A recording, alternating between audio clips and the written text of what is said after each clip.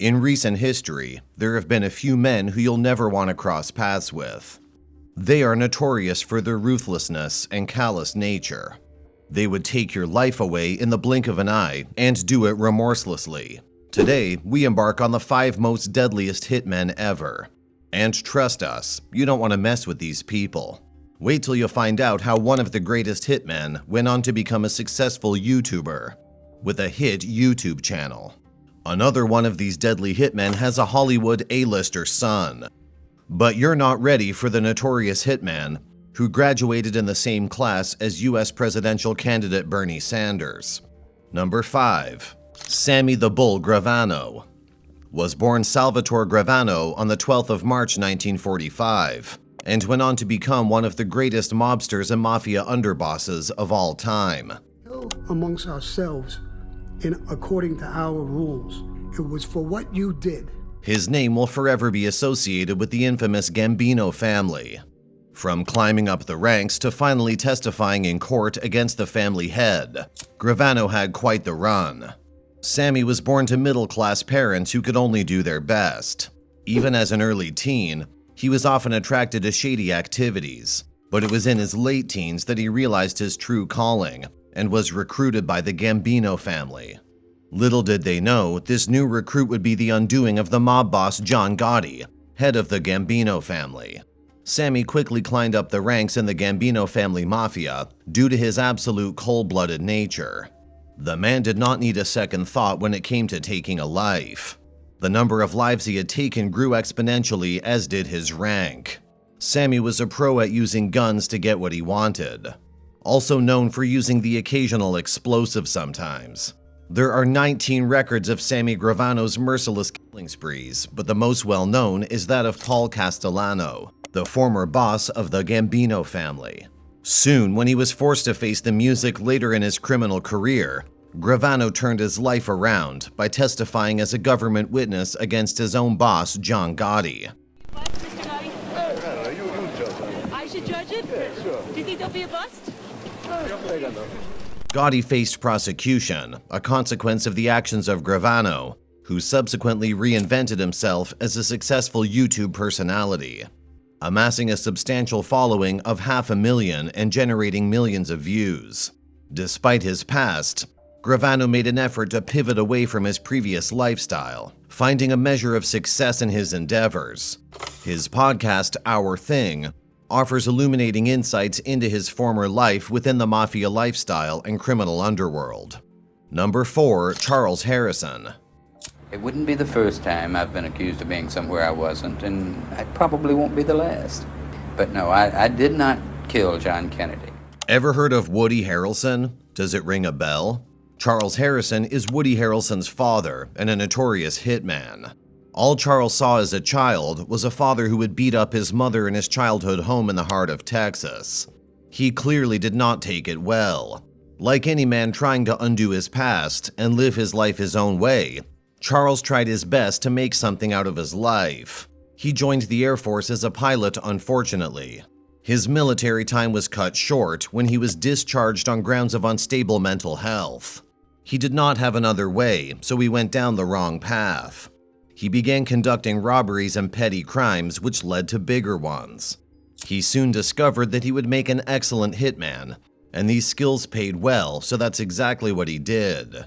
He became famous among his circles for his accuracy and technique with snipers.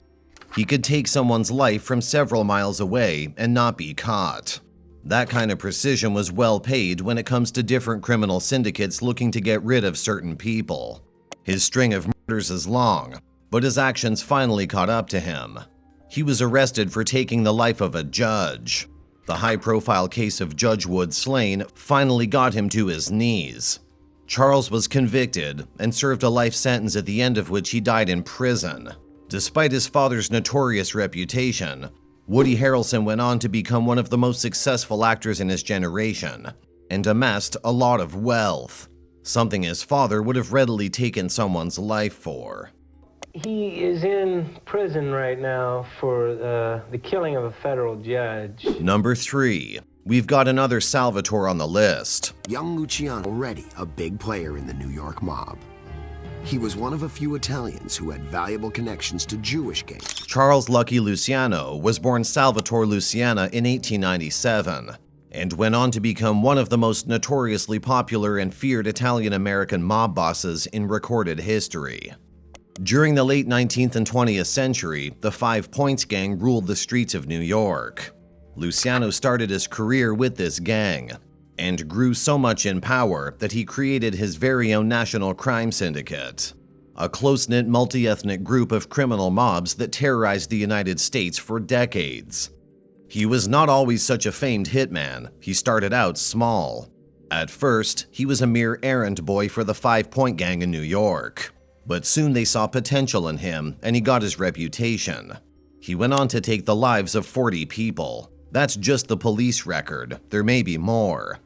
One of the most important men that he gunned down would be Salvatore Maranzano in 1931. Maranzano, a competing mobster, underestimated Luciano's potential and lethal power. While Luciano evaded the law for numerous years, eventually his deeds caught up with him, leading to a prison sentence. Nevertheless, within the walls of prison, he constructed his own empire. Even through to his final days in 1962, he orchestrated an entire mob, masterfully directing operations from the confines of his prison cell. Number 2. Roy Romeo was born Roy Albert DeMeo on September 7, 1940, in Flatlands, Brooklyn. His origins were humble. He was born into a working-class Italian immigrant family of Neapolitan origin. His father, Anthony DeMeo, was a laundry company delivery man, but it was his surroundings that had a profound impact on him and chose the life that he did because of that. You stop with that camera, Freddie. This guy's nuts. He grew up in Brooklyn, New York, when the Italian-American mafia was at the helm of its affairs. His James Madison High School life did not interest him. DeMeo witnessed the sheer power that came with crime and became obsessed with amassing money and power just like he had seen the great mob bosses of his youth do. So when he graduated high school along with famed economist Walter Block and U.S. presidential candidate Bernie Sanders, DeMeo chose a very different path. He entered the crime scene through the notorious Gambino family and rose higher in ranks every day because of his readiness to take lives and not show one shred of remorse for them. It was ironic for a man who had lost his 20-year-old elder brother in the Korean War. DeMeo's numbers are unknown, but it sums up to several dozens, because that's just how easy it was for him to take a life. DeMeo met a sad ending after several arrests. He disappeared on the 10th of January in 1983 and was found lifeless 10 days later. Number 1. Richard the Iceman Kuklinski was one man you would not want to cross paths with. This man was the subject of 3 HBO documentaries aired in 1992, 2001, and 2003. There are several biographies written for him, and he even got himself a 2012 feature film called The Iceman. Approximately, we'll go more than 100. Why is he called the Iceman, you might ask? The reason might run chills down your spine. Richard Kuklinski once froze a victim in an attempt to delay the date his life was taken. It greatly confused the authorities, who ran post-mortem reports, and he was given this nickname since then. Kuklinski claimed to have had great ties with several mafias and even ran a burglary ring on his own. He was notorious for distributing pirated adult films, but it's not these credentials that landed him the top spot on our list. It's the number of people whose lives he took. He claimed to be responsible for 200 victims during his time as a hitman. He allegedly used multiple ways to harm people, including a crossbow, ice picks, and a bomb attached to a remote-controlled toy, firearms, grenades, as well as a cyanide solution spray he considered to be his favorite. In an interview for the 1993 book The Iceman, The True Story of a Cold-Blooded Killer by Anthony Bruno, Kuklinski admitted to murdering Roy DeMeo, the second man on our list today. In October 2005, after nearly 18 years in prison, Kuklinski was diagnosed with Kawasaki disease. Kuklinski passed away at age 70 on March 5, 2006, due to cardiac arrest.